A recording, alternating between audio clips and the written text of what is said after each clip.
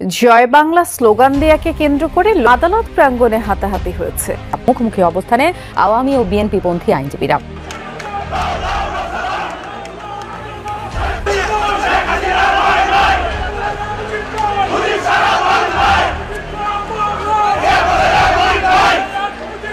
জয় বাংলা, জয় বাংলা। আমাকে বিএনপির পোলাপান টাকা নিয়ে এরপরে মামলা দেওয়া দিছে।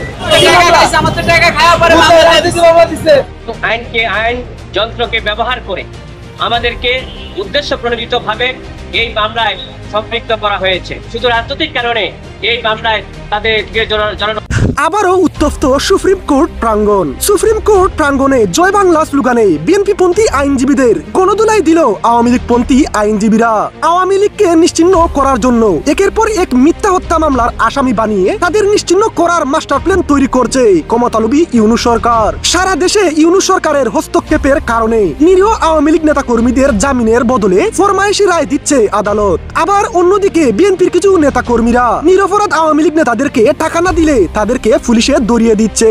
তাই সেটির প্রতিবাদেই সুপ্রিম কোর্ট প্রাঙ্গণে জয় বাংলা স্লোগান দিতে থাকেন আওয়ামী লীগ পন্থী আইনজীবীরা। তারপর জয় বাংলা স্লোগান দেওয়া আইনজীবীদের উপর বিএনপি পন্থী আইনজীবীরা চড়াও হলে তখন বিএনপি পন্থী আইনজীবীদেরকে গণদোলাই দেয় আওয়ামী লীগ পন্থী আইনজীবীরা।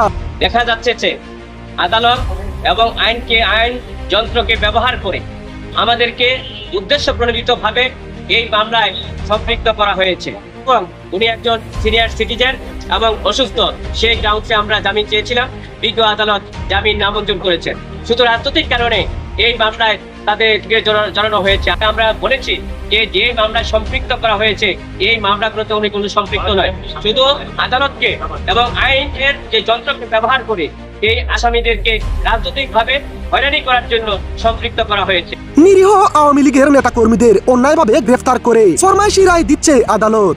তাই আজ জয় বাংলা স্লোগান দিয়ে প্রতিবাদ জানায় আওয়ামী লীগ পন্থী আইনজীবীরা।